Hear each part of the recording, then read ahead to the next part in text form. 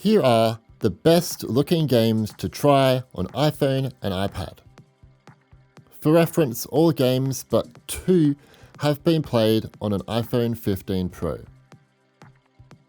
Still, years after its release on iPad, Divinity Original Sin 2 remains, in my opinion anyway, the best looking mobile game out there. The developer Mongrels made no major sacrifices with this port.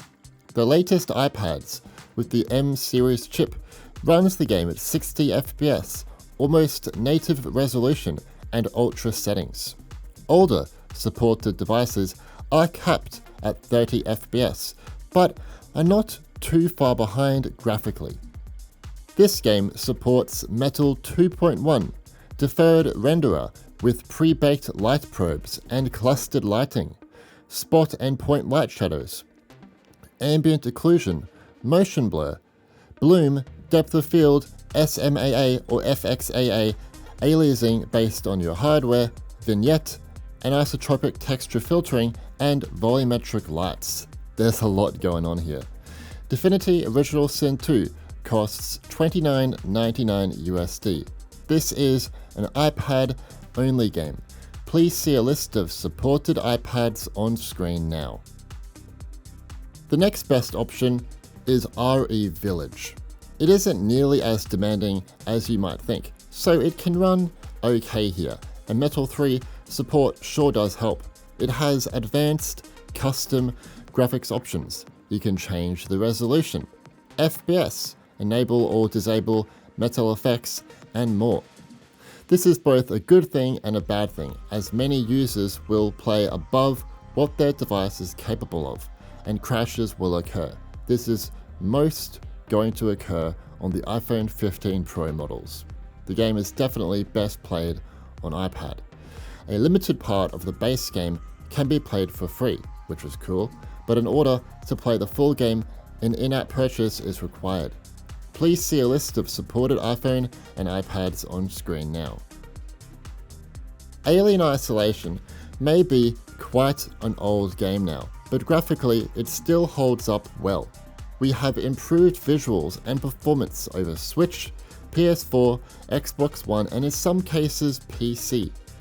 The iOS version has a performance mode for 60 FPS gameplay at a lower resolution, and a graphics mode for near native resolution and higher graphics. The iOS version supports CAS.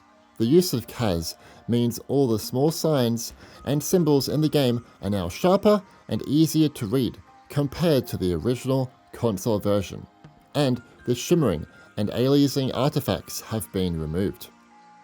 Feral just told me in order to better support newer devices, Isolation now supports Metal 3 as well. Cool. Alien Isolation now offers a free demo. In order to play the full game, an in-app purchase is required. Please see a list of supported iPhone and iPads on screen now. Unlike RE Village, Capcom have locked the graphics here for RE4. Capcom told me it runs at 720p on iPhone 15 Pro, 900p on M1 iPads, and 1080p on M2 iPads. It also targets 30 FPS on everything, and low graphics with metal effects spatial and motion blur enabled in the background. It's obviously very downgraded in comparison to the console and PC version, and can dip below the 30 FPS target quite a bit. But when you play the game in person, it looks okay due to these devices' small displays. This is a universal purchase, so when you get it, you will have it on iPhone, iPad, and Mac. A limited part of the base game can be played for free. In order to play the full game, an in-app purchase is required. Please see a list of supported iPhone and iPads on screen now.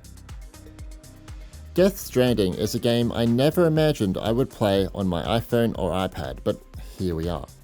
Keep in mind, Kojima have locked the graphics here. Kojima told me it runs at 720p on iPhone 15 Pro and around 1080p on M series iPads, plus 30 FPS, low graphics with metal effects temporal and motion blur enabled in the background. Again, A lot of people are going to make fun of these low settings and low resolution, but it's hard to see the sacrifices on the small display unless you connect it to a TV. And for gosh sake, it's Death Stranding running on an iPhone or an iPad. What? I will say, if you have a cooler, definitely use it, as this game will make your device quite hot and the FPS can be affected by this. This is a universal purchase, so you get it on iPhone, iPad and Mac. Death Stranding costs $39.99 USD. Please see a list of supported iPhone and iPads on screen now. Not many know about Mongrels on iPad.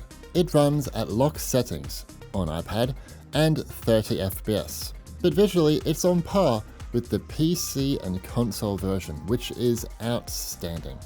It's also really well optimized, mostly sticking to its 30 FPS target on M series iPads.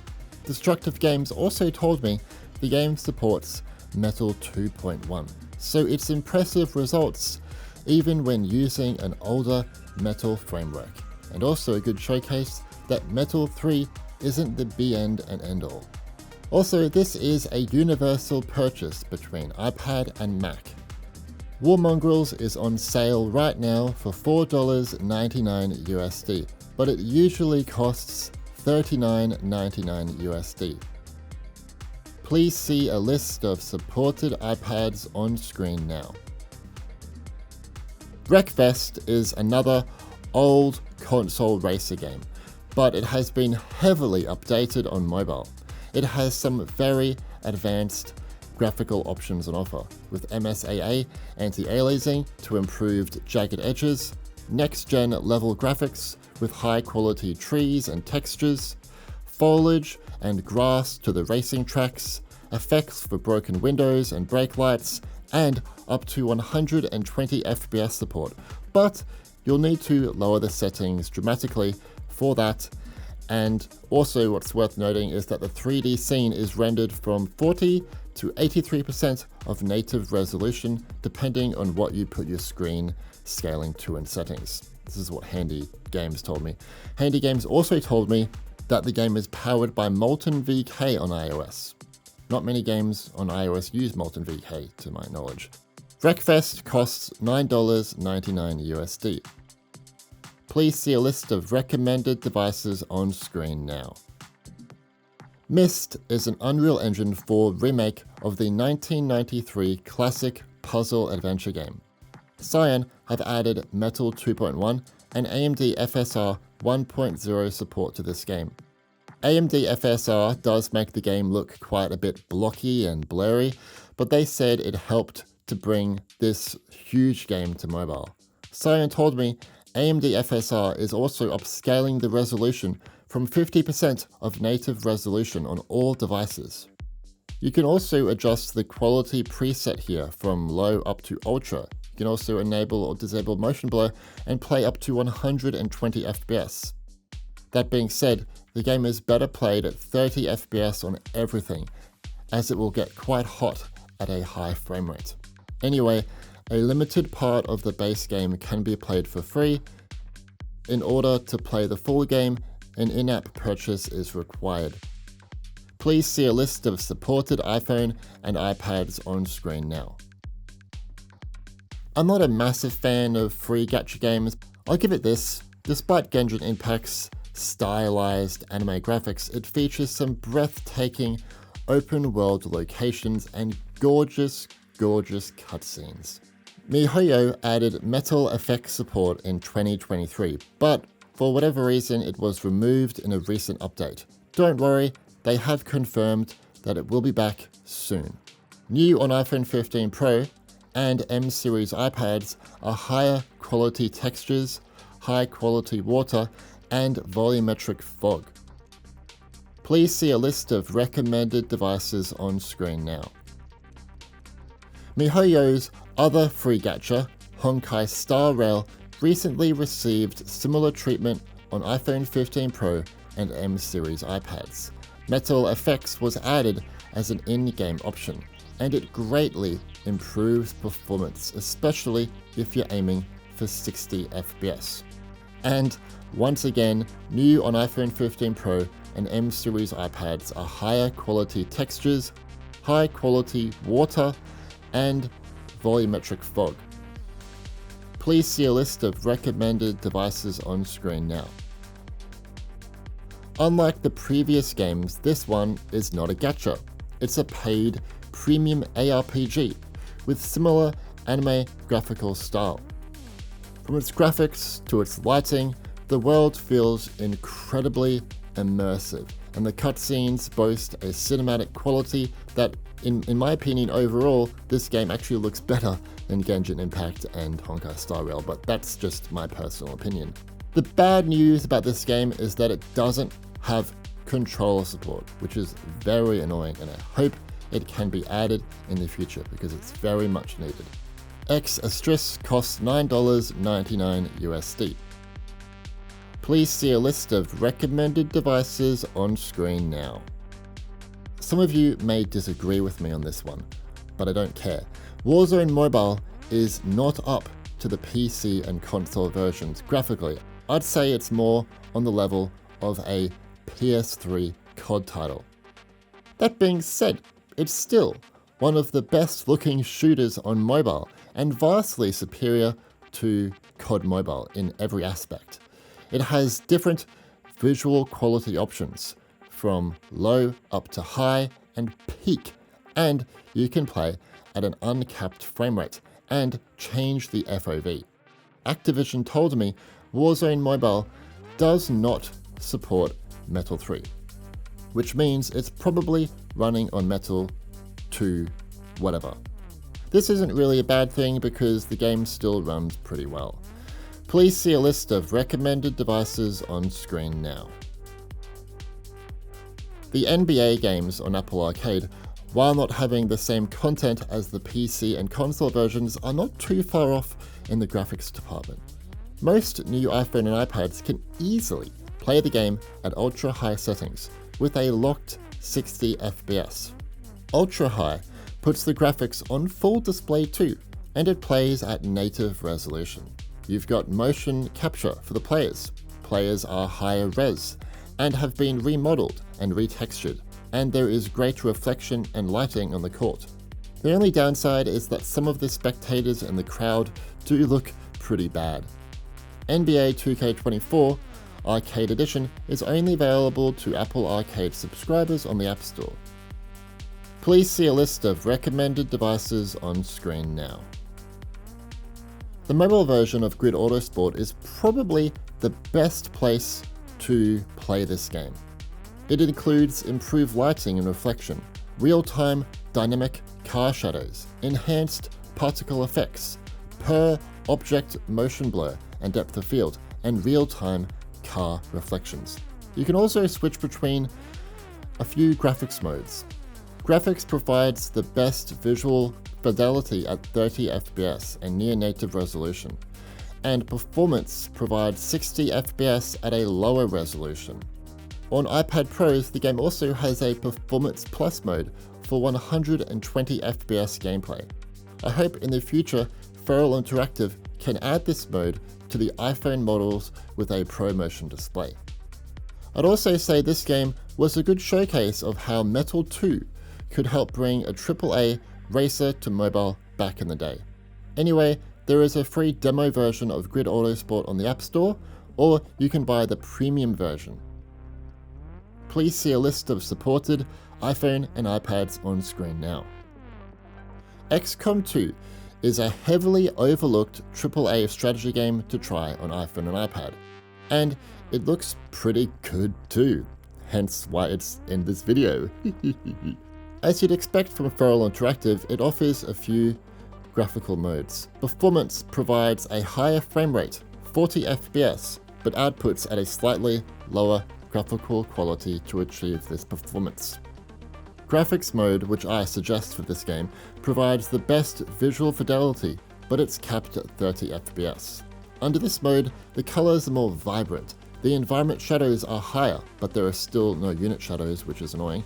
Foliage quality is a tiny bit improved, textures are higher resolution, and depth of field is enabled. Feral told me The mobile version of XCOM 2 uses the same game engine as the desktop version of XCOM 2, Unreal Engine 3.5, and supports Metal 2.3. XCOM 2 costs $14.99 USD. Please see a list of supported iPhone and iPads on screen now. Warframe may be a 2013 title, but similar to Alien Isolation, Wreckfest, and Grid Autosport, and a few others on this list from this time-ish period, it holds up incredibly well. It also looks really slick most of the time. And yeah, it's a nice looking game. At max graphics visually, the iOS port I'd say is a little higher than the Switch version, which is a tiny bit disappointing. I wish it could be a little bit higher on more powerful iPhone and iPads, but you do have the advantage of 60 Hz support here and a resolution scale, allowing you to play up to 100% resolution. Yeah, it's a pretty good game. Please see a list of recommended devices on screen now. What Remains of Edith Finch is different from other walking sims due to its AAA production value from graphics, animations, and voice acting.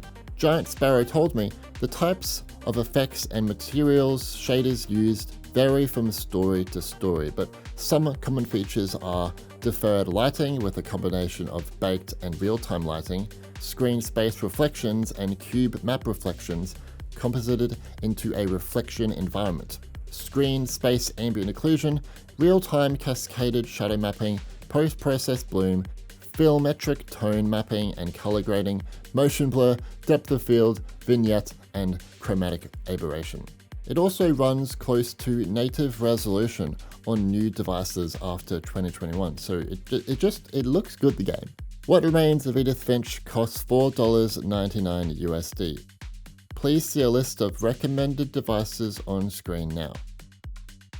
Even though this might be a children's game, SpongeBob the Cosmic Shake is a very good looking Unreal Engine 4 3D platformer. All of the worlds here are so well detailed and just every frame is gorgeous. Handy Games told me the game supports Metal 2.1, and depending on the settings, the resolution of the game should be anywhere around 75% of native resolution on most devices.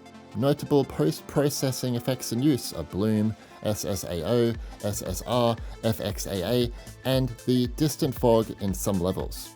Handy also told me Unreal handles a lot of the lens effects and color grading, tone mapping in their post-process stack.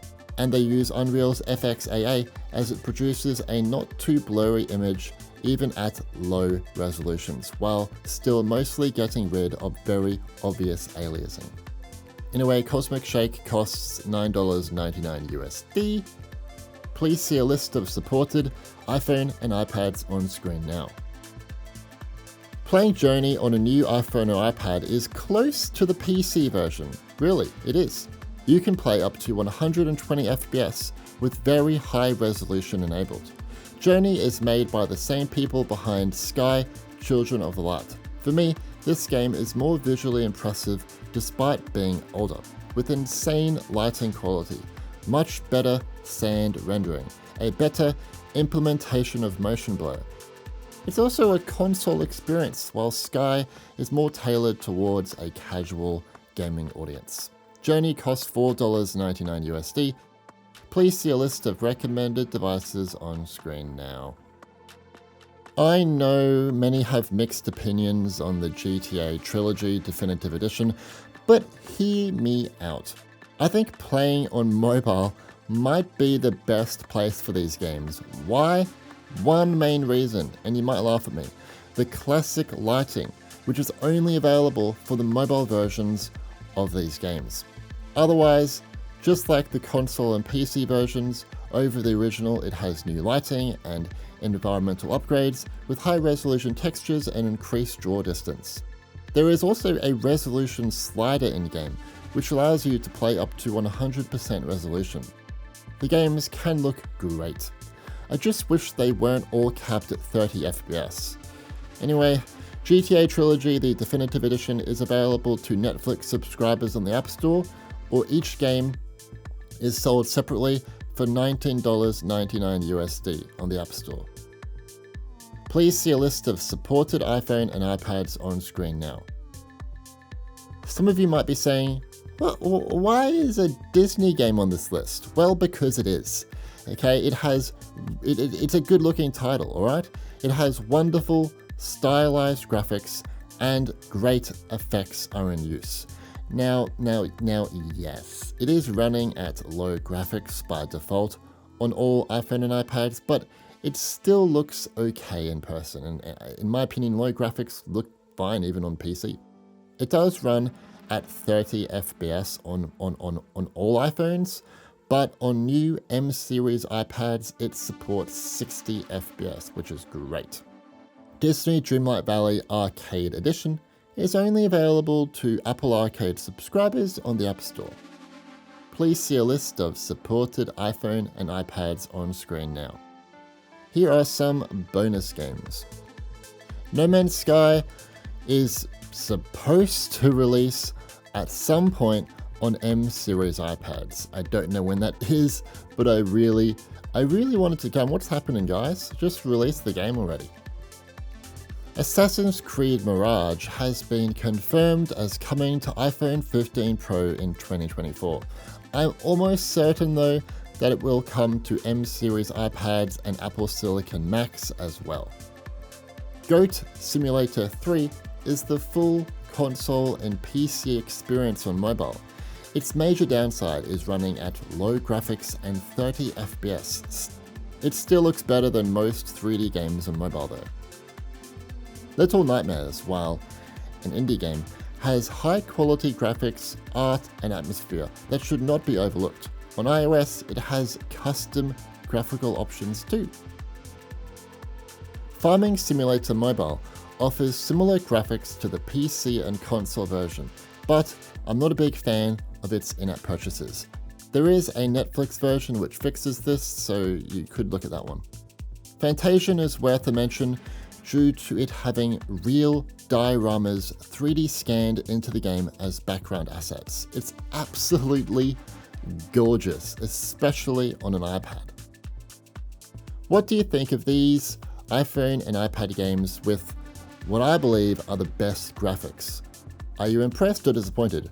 For me, I'd love to see way more PS3 or Xbox 360 or even some early PS4 games brought to modern Apple mobile devices, instead of Apple and companies focusing on these current AAA games which are downgraded and run at 30 FPS and whatnot. I still think these machines are not fully capable of handling current AAA games as Apple claims. Much of this is really due to terrible thermal management. Anyway, that's all I have to say. My name's Stewie and thanks for watching.